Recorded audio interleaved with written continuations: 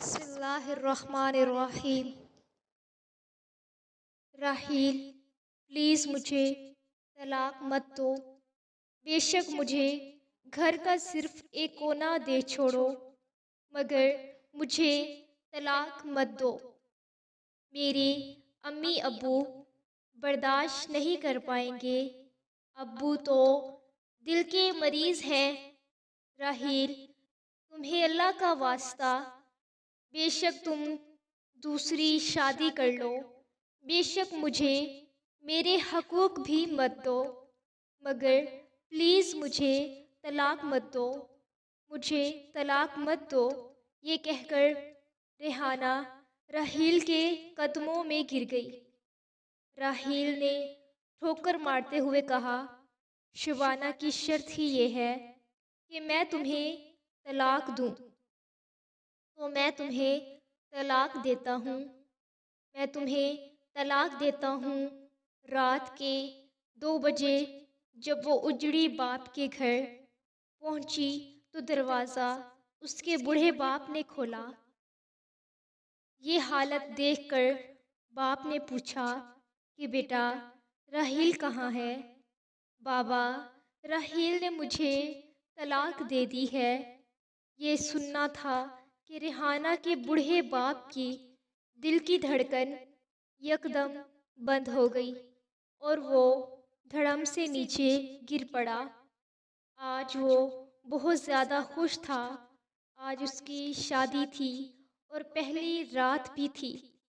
یارو دوست ہنسی مذاق کرتے اسے حجلہ عروسی تک چھوڑ کر یہ اندر سے دروازہ بند کرتے ہوئے اس کا دل مچل رہا تھا۔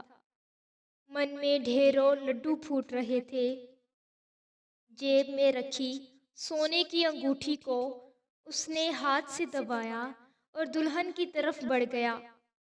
جیسے ہی گھونگھٹ اٹھایا تو دیکھا دلہن زاروں قطار رو رہی ہے۔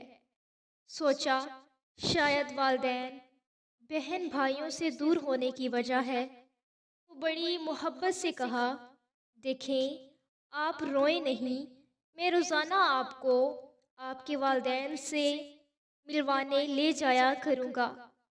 تو دلہن نے درشت کیجیے میں کہا، میرے ماں باپ نے میری زبردستی شادی کی ہے۔ میں ندیم سے محبت کرتی تھی اور کرتی ہوں۔ یہ سننا تھا کہ اس کے ارمانوں پر اوس پڑ گئی۔ اتنے شوق سے بیاہ کر لائی جانے والی دلہن تو کسی اور کے محبت میں مبتلا تھی۔ ابھی وہ یہی سوچ رہا تھا کہ وہ پھر بولی کہ میں کسی اور کی امانت ہوں۔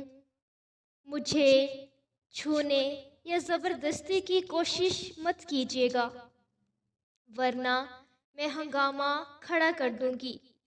مجھے ابھی کے ابھی طلاق چاہیے۔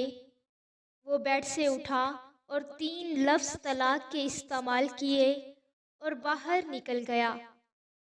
دیکھو زوبیا، ہمارے چھوٹے چھوٹے بچے ہیں، پلیز ان کی زندگی مت خراب کرو۔ دونوں نوکریاں کر لوں گا، جیسے تم کہو گی ویسا کروں گا، بس تم یہ طلاق کی رٹ چھوڑ دو۔ نہیں، مجھے ہر حال میں طلاق چاہیے۔ ماں باپ نے بھی مجھے کسی نکھٹو کے ساتھ باندھ دیا ہے۔ میری تو قسمت ہی خراب ہے۔ میری طرف سے تم اور تمہارے بچے جاؤ بھاڑ میں۔ دیکھو ایسا مت کرو، میں سب تنخواہ تمہیں دوں گا، تم مجھے کچھ وقت دو، میں شام کو اور بھی کام کر لوں گا۔ نہیں، مجھے طلاق دو، مجھے طلاق چاہیے، ورنہ میں خود کو مار ڈالوں گی۔ اس دوران بچے سہم کر ایک کونے میں کھڑے یہ سب دیکھ رہے تھے۔ طلاق وہ جائز عمل ہے جو اللہ تعالیٰ کو ناپسند ہے۔ آج اس قدر عام ہے کہ تقریباً ہر دوسرے گھر میں طلاق یافتہ مرد یا عورت موجود ہے۔ طلاق کی ایک بڑی وجہ عدم برداشت ہے۔ عورت ہو یا مرد، برداشت کی کمی ہے۔ معاشرے میں بڑھتا ہوا بگاڑ، خاندانی روایات کا خاتمہ، دین سے دوری اس کی بڑی وجوہات ہے۔ بچپن سے ہی اولاد کو جھوٹ بولنا، بے ایمانی سکھائی جاتی ہے۔ بچوں کی تربیت ہی ایسی کی جاتی ہے کہ جس میں عدم برداشت کو فروغ حاصل ہوتا ہے۔ قرآن مجید میں اللہ تعالیٰ فرماتا ہے، جب تم عورتوں کو طلاق دیتے ہو اور وہ ایسے ہی ختم کرنے پر آئیں تو اب انہیں اچھی طرح بساؤ یا بھلائی کے ساتھ الگ کر دو، اور انہیں تکلیف پہنچانے کی غرض سے ظلم و زیادتی کے لیے نہ روکو۔ جو شخص ایسا کرے اس نے اپنی ذات پر ظلم کیا۔ تم اللہ کے احکام کو ہنسی کھیل نہ بناؤ۔ اللہ کا احسان جو تم پر ہے یاد کرو، اور جو کچھ کتاب و حکمت اس نے نازل فرمائی ہے جس سے تمہیں نصیحت کر رہا ہے اسے بھی، اور اللہ تعالیٰ سے ڈرتا رہا کرو، اور جان رکھو کہ اللہ تعالیٰ ہر چیز کو جانتا ہے۔ اللہ تعالیٰ نے طلاق کو ناپسند فرمایا ہے۔ کوشش کریں کہ شادی کے بعد محبت والا معاملہ رکھیں۔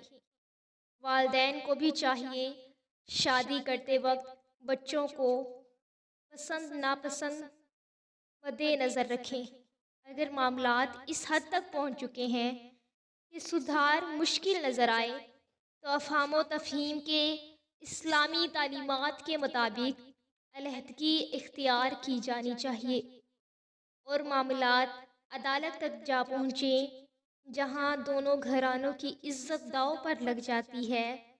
گھر میں دینی ماحول بنائے رکھیں، نماز کی پابندی کی جائے، ایک دوسرے کی عزت و نفس کا خیال رکھیں۔ گھریلو یا دوسرے معاملات میں مشورہ کرنا چاہیے تاکہ دوسروں کو احساس ہو اس کو اہمیت دی جا رہی ہے۔ اگر بچے ہوں تو ان کے سامنے تکرار یہ ممکن گریز کرنا چاہیے، مجھ میں کیا کیا خامیاں ہیں، دوسروں کی طرف خوبیوں کو یاد رکھیں، تو انشاءاللہ تعالی ہم سب کو بہترین ازدواجی زندگی عطا فرمائے، آمین۔ ملتے ہیں ایک نئی داستان کے ساتھ، تب تک اپنا بہت سارا خیال رکھیں۔ اللہ حافظ۔